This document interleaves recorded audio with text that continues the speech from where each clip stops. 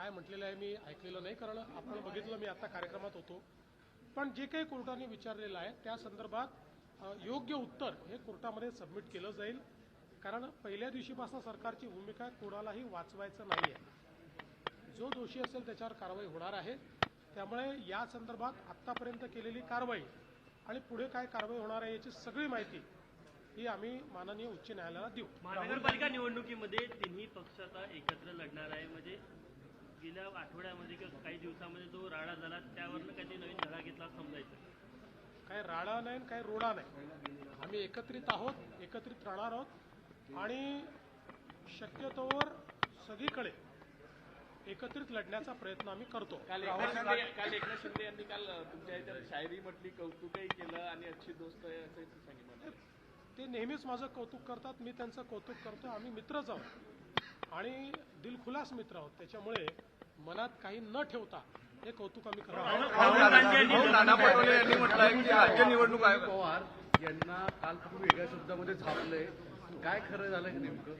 खरं म्हणजे झापलं हे म्हणणं अतिशय चुकीचं ठरेल. किंबहुना एक प्रकारे कालच्या प्रकरणात अभिमन्यू पवार यांच्यावर अन्यायच झाला. कारण ते बोलले वेगळं आणि मी ऐकलं वेगळं.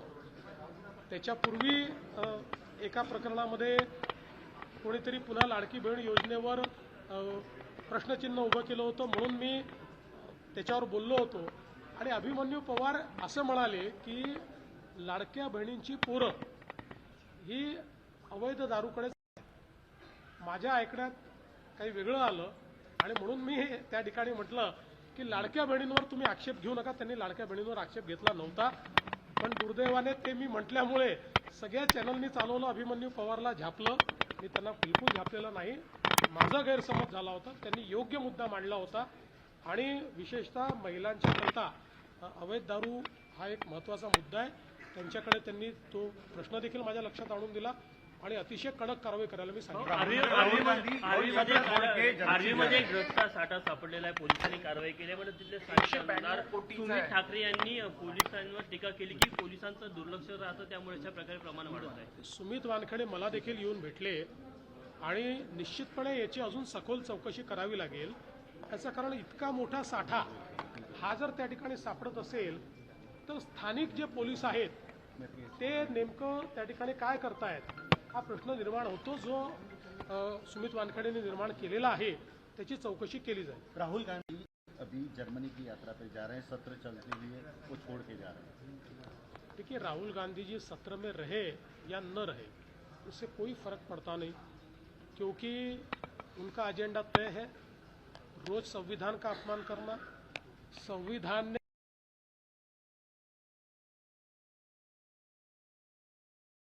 देश में संवैधानिक संस्थाओं का अपमान करते और देश में जाकर देश की बदनामी करते.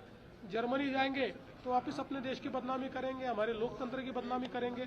इसलिए मुझे ऐसा लगता है कि उनसे कोई बहुत अपेक्षा ही नहीं है. अडचणीमध्ये वाढ होण्याची शक्यता आहे. भोसरी जमीन व्यवहार प्रकरणामध्ये त्यांनी दोषातून मुक्तता करावी यासाठी मागणी केली होती, पण तसं झालं नाही. मी अजून त्या संदर्भातला काय निर्णय आला तो बघितलेला नाहीये.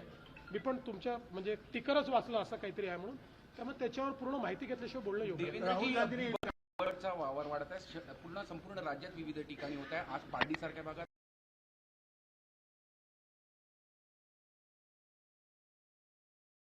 आणि सगळ्यात महत्वाचं जी गाडी घेऊन जात होती बिबटला ती सुद्धा पडलेली, नंतर दुसऱ्या गाडी शिफ्ट करावं लागते. पहिल्यांदा तर जो काही बिबट आला आणि काही लोक जखमी पण त्याच्यात झाले आहेत, त्या लोकांच्या प्रति आमची संवेदना आहे. त्यांच्यावर उपचार चाललेले आहेत. पण राज्याच्या विविध भागामध्ये जो काही बिबट्याचा एक प्रादुर्भाव आपल्याला पाहायला मिळतोय त्या संदर्भात वन विभागाने आता काम सुरू केलेलं आहे. जवळपास मला असं वाटतं 22 बिबटे आत्तापर्यंत पकडलेले आहेत. मोठ्या प्रमाणात ट्रॅप्स लावलेले आहेत आणि आपण रेस्क्यू सेंटरचं काम हाती घेतलं आहे. एकदा हे रेस्क्यू सेंटर तयार झाले की मग बिबट पकडण्याचा वेग आपल्याला वाढवता येईल. आणि आज जी काही एक त्यांची संख्या वाढली आणि विशेष जो जंगलातला बिबट आहे त्याच्यापेक्षाही जो शेतातच जन्माला आला, जो उसातच जन्माला आला असा जो बिबट आहे हा जास्त शहराकडे येतो आणि म्हणून त्या सगळ्यांना पकडून त्यांना रेस्क्यू सेंटरमध्ये नेणं या दृष्टीनं आता आपण कारवाई करतोय. थोडा कालावधी त्याला लागेल. तोपर्यंत या ज्या काही समस्या येत आहेत त्याच्यावर इफेक्टिव्ह आपण उत्तर शोधतो. हो, नाना पटोले बोलले की रवी भवनला मंत्री गरीब खाना समजतात, त्यामुळे तिथे न राहता हॉटेलमध्ये जास्तीत जास्त मंत्री राहणं पसंत करतात. आता मला या संदर्भात माहीत नाही. मला तर असं वाटतं की बहुतांश मंत्री हे रवी भवनमध्येच राहत आहेत आणि रवी भवन बिलकुल गरीब खाना नाही आहे. आणि नाना भवनची काही तक्रार असेल आणि काही रवी भवनमध्ये सुधारणा करायची असेल ती पण आपण करू.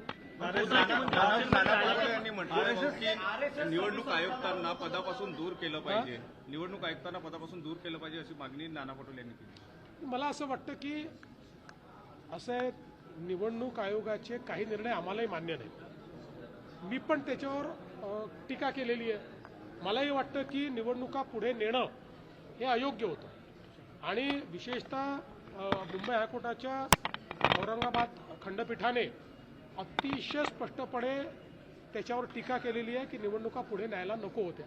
पण ठीक आहे, त्यांनी तो निर्णय घेतला. जे काही बोनाफाईड निर्णय आहेत तेवढ्या निर्णयांकरता त्यांना पदावरनं हटवून द्या अशा पद्धतीची मागणी करणं हे मला असं वाटतं इट इज ओव्हर रिॲक्शन. त्यामुळे आमची तरी अशी कुठली मागणी नाही. आरएसएस सभी संस्थानों को अपने कब्जे में लेना चाहती है, ऐसा बयान राहुल गांधी ने किया. कि राहुल गांधी के बयानों पर अगर मैं बोलने लग गया तो इतना भी मैं खाली आदमी नहीं हूँ, इतना भी वक्त मेरे पास नहीं है. वो कुछ भी बोलते रहते. तो कोई आदमी अगर विचार करके इंटेलेक्चुअली बोले तो मैं उसके ऊपर जवाब दूंगा, पर ऐसी बकवास बातों पे क्यों जवाब दूं.